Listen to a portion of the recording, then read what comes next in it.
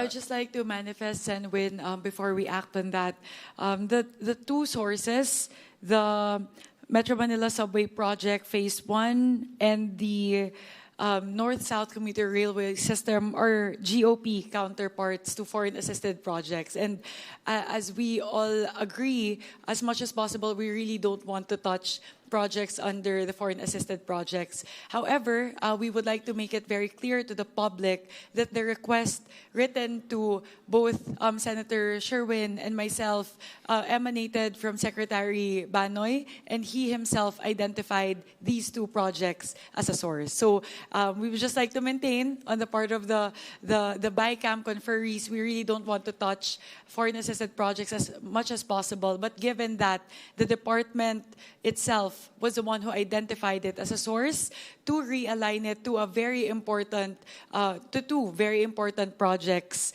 we permitted the said realignment. I had a conversation with him about this, and sinasabi niya itong common station sa for LRT Line 1 Cavite Extension, napakatagal ng delay.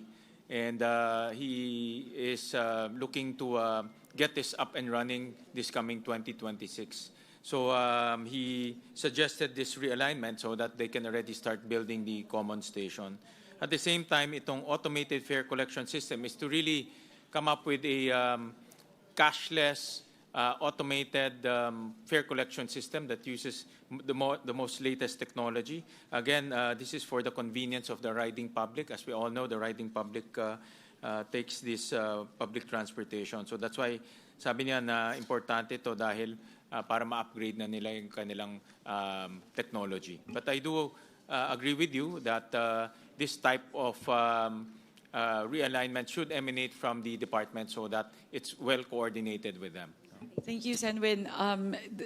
Just to add to that, the explanation of Secretary Banoy pertaining to the necessity of funding the MRT operation and maintenance emanates from the fact that if the common station is not finished by the first quarter of 2027, even if matapos daw po yung MRT 7 by the same time, there will be no connectivity to MRT 3. So that's why it's time critical for us to be able to fund this. And for the second request, the AFCS, absent of the funding, this will risk non-usage of the beep cards in all of our rail lines. So we will have to revert to cash payment if this is not funded. So those are the only reasons why Senwin and I believe that this is a realignment that we would like to present to the members of the BICAM committee for consideration, as these are two very important programs. Yes, Mr. Chair. Senator Lauren and then Senator Amy. Thank you, Mr. Chair. Of course, I will support my chair. But I pose the question, if this is so urgent, which I think it is, why did the department, regardless of who is sitting as secretary, did not include it in the initial NEP? First quarter of this year up to June. Assuming they did not think about its necessity then, why did they not present it during plenary debates in the House of Representatives and in the Senate? Assuming they still forgot, why did they not write the letter during the time of the HGAB? Assuming they forgot again, why did they not give it way before the BICAM? Mr. Chair, ito na po ang aking pinupuntos. Hindi lang po ngayon, mula pa nung ako'y nag-chair 10 years ago. Bakit ba tayo mga Pilipino palaging afterthought? Palaging pahabol? Palaging last minute? Kasi hindi naman to bagong proyekto. Naniniwala po ko, at don't get me wrong, I will support it at wala namang karagdagang hinihingi. Pero inaayos lang na yung budget. Hindi ba nila inayos mula nung inisip nila? The good secretary I know has been in the department for a long time. Career yan eh. So, hindi pwedeng masabi dahil bago. Nandyan naman sila. At bago siya, si Sec Vince Dizon. Siguro naman nag-usap sila tungkol sa kanilang NEP. I put that on the table, Mr. Chair, while supporting your motion to adopt it. I'll repeat, let it be a lesson to those doing their budgets, whether you're a big department or a small bureau or commission. You present it to DBM. You think about it for 1 year. Pagkatapos po ng Kapaskuhan New Year, gagawa na naman sila ng NEP ng 2027, all agencies up to March. Please think. Please plan. Don't come to us in December for something that is so essential and basic. So, it's an afterthought, even if it's urgent and basic. I have to put that on record. Pasensya na po. Thank you. Senator Amy. Yes, Mr. Chair. Recognize Senator Amy first. Yes, Mr. Chair. Kahapon pinuna ko na po ito dahil tama ba yung pagkaintindi ko, binawasan na ng halos kalahati ang Metro Manila Subway at yung ganon din yung North-South Commuter Railway dahil sang-ayon naman tayo na napakababa ng performance. Pero ito ang inaasam-asam ng ating mga sumasakay ng iba't ibang public transport na sa wakas magkakaroon tayo ng subway system. Ang pagkaintindi ko ba, babawasan pa lalo itong dalawang to. So we are decreasing, further reductions of 1.8 and 1.8 din sa bawat isa. Is that the understanding? So from 25 billion Metro Manila Subway, and 37 or 38 billion of the North-South, may bawas pa ng 1.8 kada isa. Paliit na lang ng paliit to. Paano yan? Palaki ng palaki yung commitment fees natin at yung reputational damage natin talagang insurmountable na. So babawasan pa to lalo. Foreign funded to, nakakaya to. Balasubas na yung Pilipinas, Diyos ko.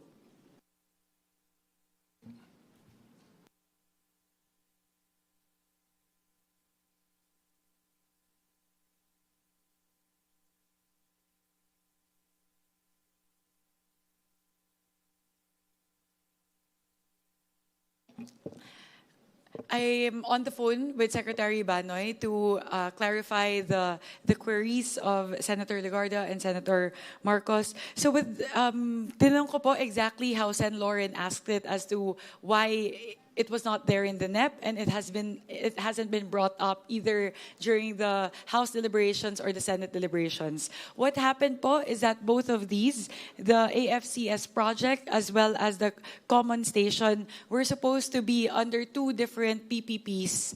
To be supposedly managed by the LRMC. They were waiting for the LRMC to take care of all the documentations, all the requirements for the PPP to push through in the year 2026.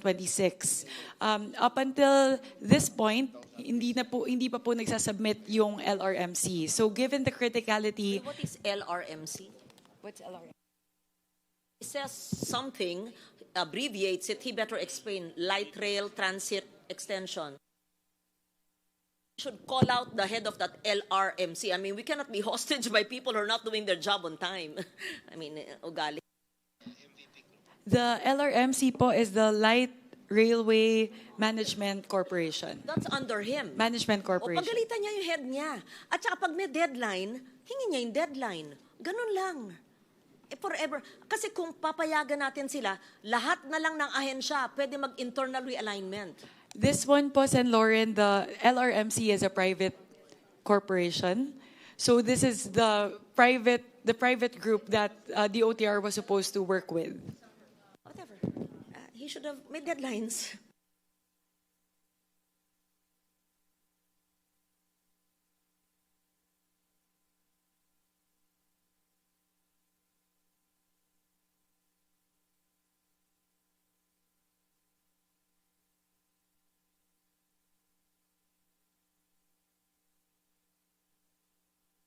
Actually, in fairness to the department, nasa Tier 2 siya. Nakalagay ho siya sa Tier 2, but hindi ho natanggap because of fiscal space. However, you're right, Senator Lauren, being a veteran in the Committee on Finance, na merong opportunities, no? Many opportunities to submit.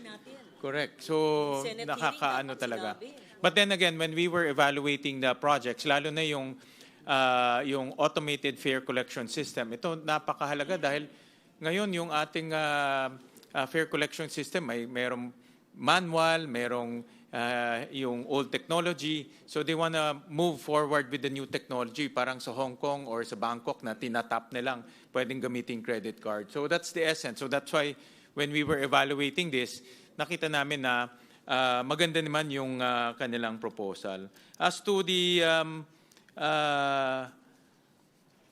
yung query ni Senator Amy, pagdating kasi sa dito sa hold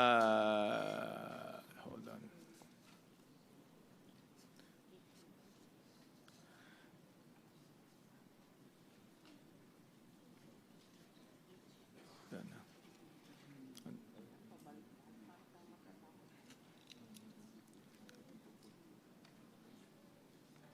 Okay. Meron pa ho, let's say dito po sa North-South Commuter Railway, meron pa ho silang approximately 30 billion pesos sa continuing appropriations ho nila. Kaya malaki-laki pa ho. Pagdating ho dito sa Metro Manila Subway Project, meron pa ho silang 10 billion pesos na naka-allocate. So that's why I think because nung in-evaluate ho nila yung kanilang utilization rate as well as the importance of the other projects, nag-realign ho sila nung kanilang budget. So dahil meron pa hong natitirang 10 billion and also close to about 30 billion no, dito sa kanilang about mga projects ho nila. Mr. Chair, Yes, Senator Erwin? this is just a point of suggestion lang. Siguro, BICAM po ito di ba? We're trying to reconcile between the House, the GAB, and ours. And this is not the time wherein we insert a budget like this. May panahon, Mr. Chair, na sa NEP and then sa House Committee, sa atin, sa committee natin. Bakit dito? Problema dito, Mr. Chair, baka naman maging kaugalian na ito in the future. Every time magba-BICAM, ay pahabol natin kasi okay lang pala dahil yung unang BICAM nila na nag-live, nahabol naman ng LRT. Baka every year na lang, pag hindi nila nailagay sa NEP, nakalimutan nila sa committee level, hahabulin nila sa BICAM. This should be, we have to set rules here, Mr. Chair, kasi baka maging kaugalian na ito in the near future, Mr. Chair. Mr. Chair, precisely that was in Tier 2, except that the documents were not ready at the time of the hearings of both the House and the Senate. But then we have a request from our Secretary Banoy Lopez, that we give this to them. It is much needed, explained by the two chairperson. So they were not remiss in putting it there, but it was Tier 2. And the problem with Tier 2, almost always, they are really not included in our provision of the budget. So I move for approval for this, Mr. Chairman. Just the query of Senator Erwin, just before I move on that motion. Tama ho kayo, Senator Erwin. No? That's why we are putting this to the body para makita rin ho natin yung mga request ng mga agencies. Dahil in fairness to them, along the way, may mga bagay rin silang nakikita na dapat pondohan o dapat hindi na pondohan o dapat ilipat po sa mas maimportanteng mga proyekto along the way because sinasubmit na ho nila ito sa around July. No? So may mga after July, may mga bagay sila ho nakikita na kailangan ho nilang pondohan para magamit na ho immediately. So that's why actually the letter is an appeal letter to us. If we will accept their appeal to realign these amounts so that they can operate much better and also execute new projects such as the automated fare collections Mr. Chair, next year. Just want to add, because I came from the executive also as a secretary of a department back then. Pag sinabihan po kami na we have to prepare for the NEP, we inform agencies under us. hindi po ba nagawa nila ito? I mean, like LRMC, under naman po sa kanila yan. They could have asked LRMC, what are your requirements? What do you need? Bakit ngayon pa po, they will have to come up here? I mean, and then state us like, oops, nakalimutan namin, oops, nasa tier 2. Binibigyan naman sila July, August, September, October, November, December. I mean, after 5 months, Mr. Chair. That's what I'm trying to point out, Mr. Chair. If I may respond po, from what I understand po, what happened was it was in Tier 2. It was not funded by DBM because I think DBM mostly funds Tier 1. They were fine with keeping it in Tier 2 because they thought that the PPP was going to materialize. And then eventually, when they realized that the PPP was not going to materialize, at saka po nila linaban ngayon kasi otherwise po it will be detrimental to our commuters and to the interoperability of the different MRT station. So, siguro po sa amin po, the stand po of myself and Chair Win, as much as possible, ayaw po talaga namin mag-entertain ng ganito. They've had 6 months since the NEP was, almost 6 months since they submitted the NEP last August 13. So, I agree po. I very much agree. We wouldn't have said yes to this or even entertained this if these two were not critical projects. Medyo hindi po kasi lang talaga maganda yung consequences kung hindi po natuloy yung common station at saka yung beep cards. Kaya lang naman po namin in-entertain. Thank you po. Mr. Chairman? Yes, Senator Kiko. Yes, well, I share the concern of Senator Erwin Tulfo, and therefore, perhaps moving forward, and for the guidance of future BICAMs, do we take this as precedent setting, that in future BICAMs we will accommodate matters that should have been raised at the committee levels in the House or in the Senate? I think that should be put on record so that, because if I may, as we act on this particular request of this particular agency, this should not be a precedent. Should not be considered or set a precedent for future bicameral conferences, conference committees, and for future budget deliberations. That in the last moment, in the last 5 meters of a 10,000 meter run, somebody will step in and say, can you include this and approve this? So hopefully, for the guidance of future bicameral conference committee meetings, while we will support the position of our chair, this should not be considered or as precedent setting, and that future budget requests of this nature should not point to this decision of the bicameral conference committee as precedent. Thank you, Senator Kiko. Senator Erwin? Well, I support, Mr. Chair. I mean, both chairpersons, their point, I support.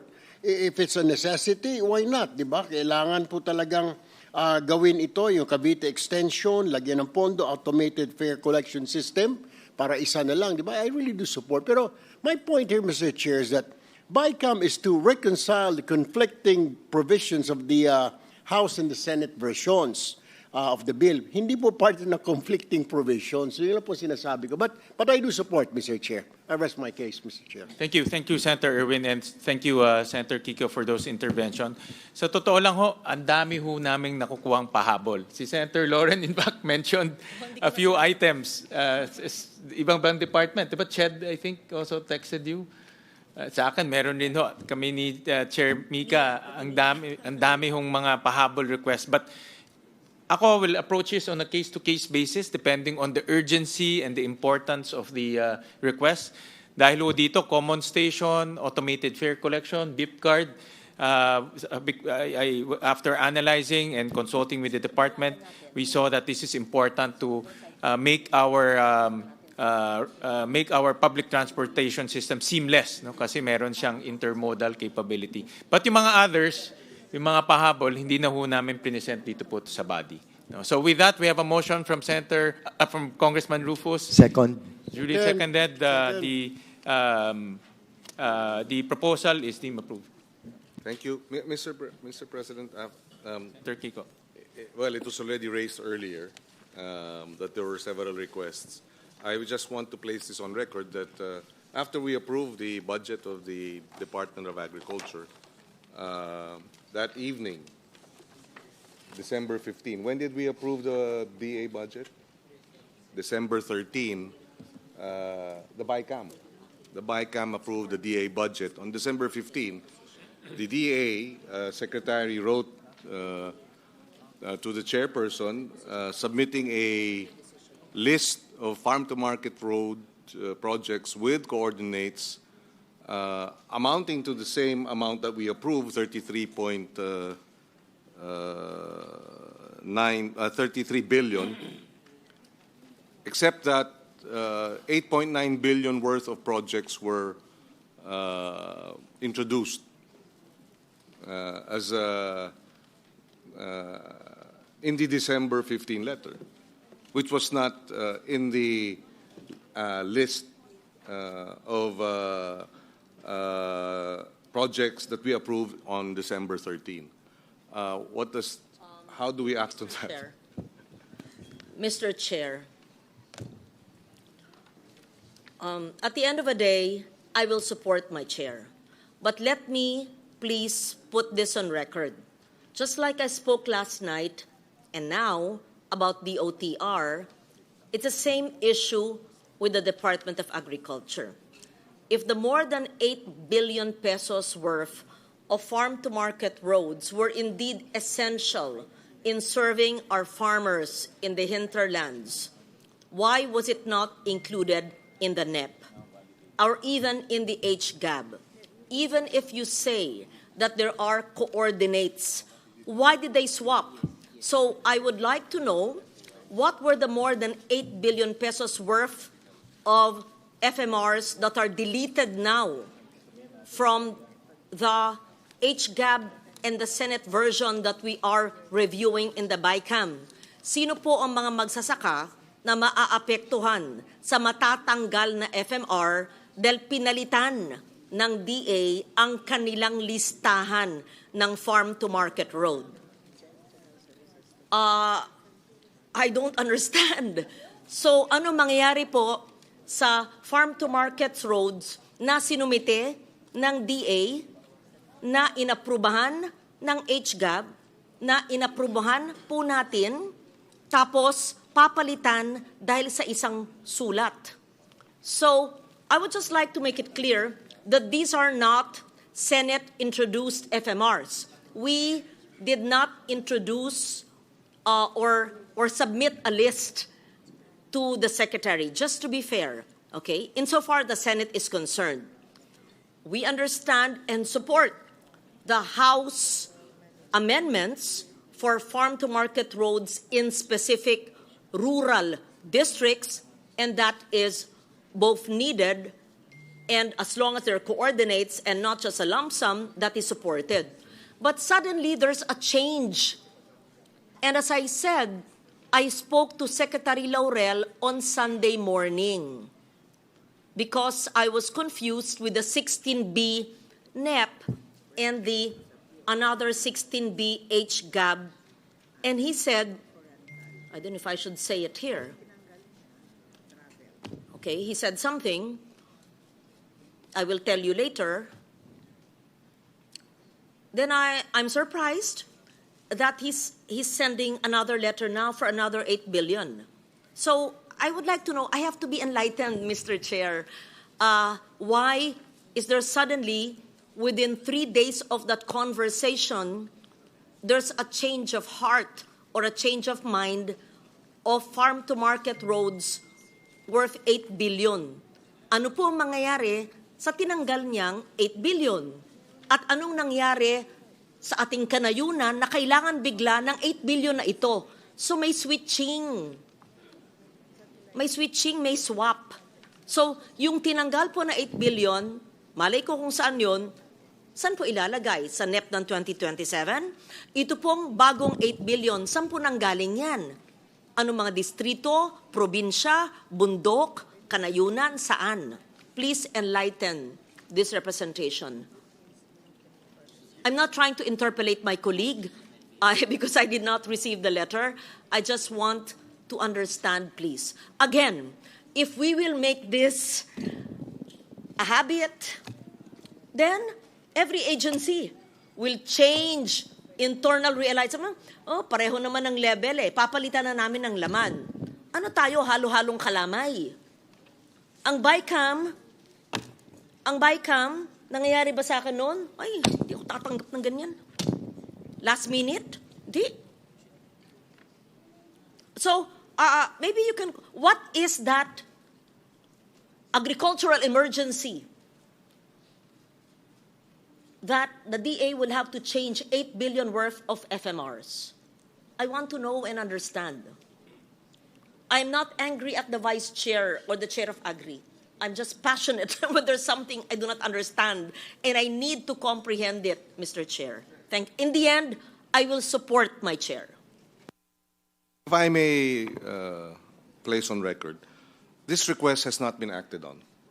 So we continue to, well, at least for the Senate, we are standing by the previous list that we approved on December 13. Now, if we are standing by the previous list that we approved on December 13. Now, if unless there are members of the bicameral conference committee who disagree, I think we should stick with the December 13. Mr. Chair. And for the record, the December 13 list has coordinates. The 33 billion peso December 13 list. We approved it with the coordinates. And the 8.9 likewise has coordinates, but they're a different set of projects from that which we approved on December 13. In other words, they are removing 8.9 billion pesos worth of projects that we approved with coordinates and replacing them with 8.9 billion worth of new or different projects also with coordinates. Alam ko sasabihin po nila, pareho naman yung level. Pero again, kung pinayagan natin sa DOTR, sa DA, what will stop other agencies? Change na lang yung listahan ng classroom sa DepEd. Change na lang yung ibang mga highway at multipurpose sa DPWH. Palitan na lang lahat ng irigasyon sa NIA. Tanggalin na lang. These lapses will affect the planning of projects that are, we're so diligent in our responsibility to plan, to submit requirements. Tapos isang sulat lang, palit. I think you have, I'm sorry, Mr. Chair. Okay, hindi ako yung chair. Ano yung dahilan? May dahilan. If it's a national security issue, yes. If it's so important, yes, I want to understand. Gusto ko lang maintindihan.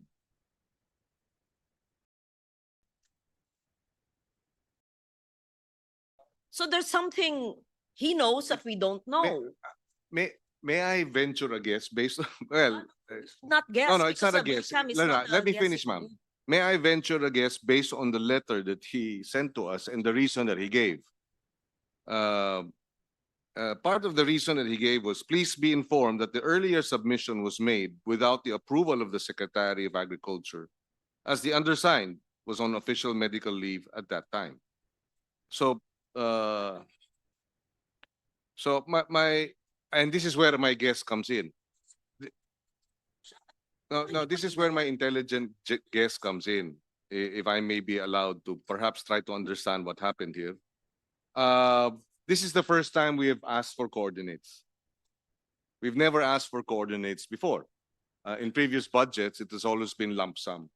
So it is possible that because this is the first time that this is being requested, then therefore the preparation of these coordinates had to go through a process that somehow there were gaps. And that being the case, because of the gaps, they had to correct these submissions. That is my intelligent understanding. We've never asked for coordinates and an itemized list of projects in the past. This is the first time. Mr. Chair, may I? Ang DPWH, months ago, sabi, overpriced. Bunuan budget yan. Overpriced. Ibaba. Paulit-ulit. Sa hearing, sa technical working group, sa media, even the president said the same thing. Our chair worked diligently with LBRMO, everyone, and DPWH, binaba. Ayon sa kanilang inputs at methodology, binaba. In-approve natin. Sa BICAM, sabi, itaas. Kaya nga nagkaroon ng impasse for a while, pero nasolve natin sa CMPD. Thank you to the House for agreeing for a truthful, accurate budget. Salamat. Tapos, DOTR. Yan, may letter. Internal realignment. Sige na. Tapos, ang DA. Yung 8.9, hindi pala official transmission yan. Hindi pala in-approve ng secretary. We approved it. What does it make of us? It's not an official list. Now, this is the official list. So we better have rules. I think the bicameral committee has to have rules. When there are letters from the cabinet, that means letters given to the chair are not official transmission. We have to check. There should be maybe a watermark. So they're saying that these were not official transmissions because the secretary was on medical leave. Ano ibig sabihin yan? So, sino nagpadala? USEC niya? What was it? A fake list? And then the bicameral conference committee approved it? Hindi ganyan eh. Hindi, nangyayari ba yan nung 10 years ago? Hindi. Not as, walang ganyan. Hindi nangyayari yan noon. Hindi ganitong kagarapal. Ang pagpapalit-palit. Ibaba ang presyo. Sumunod. Ayon sa kanila. Itaas ang presyo. I-recompute. DPWH yan. DOTR, realignment, maliit lang naman. DA, palitan. Hindi ako yun. Hindi kami yun. Walang coordinates yan. Or meron pero mali yung listahan. Yan ang sinabi ko. 3 na yan. O ilan pa? Baka maglapitan lahat ng ahensya ngayon. Pwede pala magpalit. Palitan namin lahat ng laman. Pareho naman ang level eh. Mr. President, I'm sorry. I have to express my disappointment and exasperation. There has to be some discipline in government. Di ba sa eskwela tayo, pinag-aral tayo, finish or not finish, pass your paper. Pag nagraduhan na ng teacher, tama na, hindi pwedeng, magpalit, yung seatmate ko, mali. Ano tayo? How can we be a good example to people? Kung sa BICAM na, nagpapalit. Tama yung sinabi. Disagreeing provision, sabi ni Senator Erwin. Mr. Chairman? Go ahead, Sen. Yeah, Mr. Chairman, the Secretary is the head of agency. He's the alter ego of the President. He has the overall knowledge on how his department should go, especially on Farm to Market Road. And so therefore, when the Secretary recommends, we have to give so much weight for that under the principle of regularity of function, that the Secretary is regularly doing his job. And to the best of his knowledge and ability, that is the list that he believes should be implemented. So therefore, I support the new list because that comes after a good study by the Secretary. He was on leave when that was given. Probably the NEP did not have the proper amounts and the proper coordinates, and there was none. Now there are coordinates, and he wants to correct it. He wants to have something that will be implementable. So I support, Mr. Chairman, the new list of Secretary Kiko Laurel. Thank you. If I may, Senwin, I'll just read part of the letter sent by Secretary Francisco Chu Laurel explaining the new list. After thorough consideration, the department has identified the final FMR projects that are critical in linking key production areas. These projects were selected based on their readiness for implementation, consistency with national and regional development priorities, and their projected contribution to enhancing agricultural productivity, minimizing post-harvest losses, and expanding market access for farmers in priority areas. Further, the department will be undertaking for the first time the direct implementation of farm to market road projects. Hence, the attached final list consists of projects that are operationally workable on the part of the department and conducive to timely and effective implementation. I'm not sure if this is the same letter that Sen Kiko has on hand, because also in the first paragraph, he explained that the undersigned was on official medical leave at the time that the during the earlier submission so he says that please be informed that the earlier submission was undertaken without the approval of the Secretary of Agriculture, as the undersigned was on official medical leave at the time.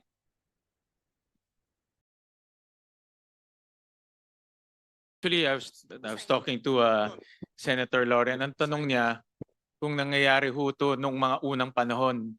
Ang sagot ko, hindi ko alam dahil kayo-kayo lang nag-uusap eh. No, ngayon, I'm not saying you, but I'm saying in general, no, in general. I'm not saying you, Ma'am Lauren, no. I'm saying in general dahil this is the innovation that we introduced so that all of these things will be brought out to the body. Pag-usapan natin, pagdebatihan natin, we might not agree, we might find some solutions, pero ang importante ho dito, nalalaman ng lahat, no? Hindi lang sa ilan-ilan lang po ang nalalaman. In fact, dati ho kasi lalabas na lang po yung general appropriations bill, doon na lang natin nakikita kung ano yung mga projects na pumapasok at hindi pumapasok. Pero ito po ang kagandahan po ng open BICAM or ganitong proceedings para mapag-usapan ho natin. That's why. Thank you for that, Chair. Totoo, nung panahon dati, 10 years ago, yung dalawang chair and LB Remo and the APRO staff. That's why I was asking Attorney Doblon 10 years ago, I can't recall, meron bang mga pahabol na ganyan? But she says, meron, pero pag na-discuss na yung department, tapos na. Or hindi ganyang kalalaki yung changes. But then, I appreciate the candor of the chair and his calmness in taking all this, but it's up to you whether to accept it or not. I said at the end, I will accept and support your decision. We just have to agree na wag masanay lahat ng ahensya na magpalit sa last minute. We have to change that attitude. Yeah. But I support you, Chair. Mr. Chairman, with the permission of our colleagues, apparently, the letter read by Representative Swansing mentioned that please be informed that the earlier submission was made without the approval of the Secretary. This, as we were made to understand and relayed by the Department of Agriculture, the submission here was the NEP list of projects, NEP list of projects. And therefore, and what happened subsequently was that because it was submitted without the approval of the Secretary, the BAFE head was removed or was replaced. So that's the information that has been relayed to us. And therefore, they are now submitting this new list.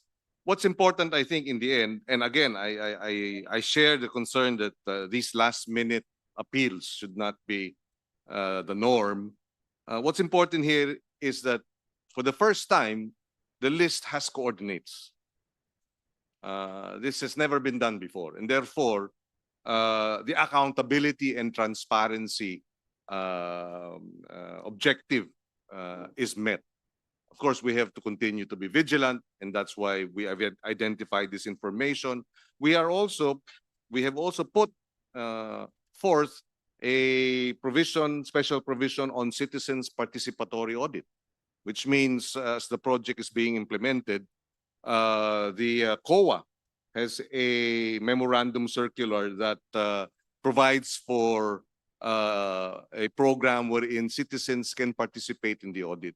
And we've also included that as a special provision in the implementation of the farm-to-market road projects. So again, the key here is we do not, well, there is transparency, there is accountability, there are coordinates that are now made available point to point, and there will be a special provision on citizens' participatory audit. So having said that, again, this should not be a precedent for future bicameral conference committee meetings, and we share the position of the chair that we will support the inclusion of this new list. If I may, Senwin, so I agree with the statement of Senator Lauren and Senator Kiko. We also don't want this to be the norm. All of these last-minute requests from the secretary should not be the norm, and we support that. Siguro po ang magkagandahan po dito, na-check na po kasi talaga isa-isa ng DA yung mga proyekto na ipapasok po natin sa budget sa 2026. As they explained it, they selected it based on their readiness for implementation, consistency with national and regional development priorities, and their projected contribution to enhancing agricultural productivity, minimizing post-harvest losses, and expanding market access for farmers in priority areas. So, bukod po sa masisigurado na mai-implement itong mga proyekto na ito dahil specific na po yung areas Kaya na po ding silipin ng ating mga kababayan ng mga auditors, mga third party na gustong mag-check, identified po Bukod dun sa increased implementability ng mga projects, nasisigurado din po nito na-identify na ng DA kung ano lang talaga yung pinaka-prioridad ng mga farm-to-market road. So, hindi na po yung mga lugar siguro na, di ba, mauuna na yung pinaka-connected doon po sa mga main thoroughfare. So, yun po siguro yun. Mas sigurado po na may implement yung mga programa at masisigurado din po na yung atin pong popondohan ay yung mga talagang pinaka-prioridad at pinaka-mahalaga ng mga farm-to-market roads. And again, I share the sentiments of our colleagues that this should not be the norm moving forward in the succeeding budget seasons. Appreciate the concurrence of the House Chair, Kong Swan Sing. Let me just put on record, Mr. Chair, that when the GAA is signed and we have an oversight committee, I'd just like to see the comparison of the 8.9B as part of the 16B FMR in the NEP, which was unauthorized, but we're surprised, and that should not happen again when departments send us communication. Sabi nga ni Chair, binigay sa atin Malay naman NEP nga ito. Malay naman natin finar niya yung tao niya. The internal troubles of a department is not our problem. It becomes our problem now when we're informed 6 months later that it's not authorized. I mean, that's dangerous. So, and then we want to compare what was the unauthorized list and what is the new list. But again, I leave it to the chair of the Agri during our oversight by 2026. Thank you. And just to manifest po, in terms of the completion of the list as of today, out of the 1,674 projects that comprise the 32 billion, 99.4% of the projects are already complete with all the coordinates and all the specific location. So, 10 lang po sa 1,674 na projects yung wala pang coordinate. So, yung sinubmit po nila na listahan, 99.4% na po yun ng 32 billion. Kompleto na, halos kompleto na po yung listahan na sinumite po ng DA para po dun sa 32 billion.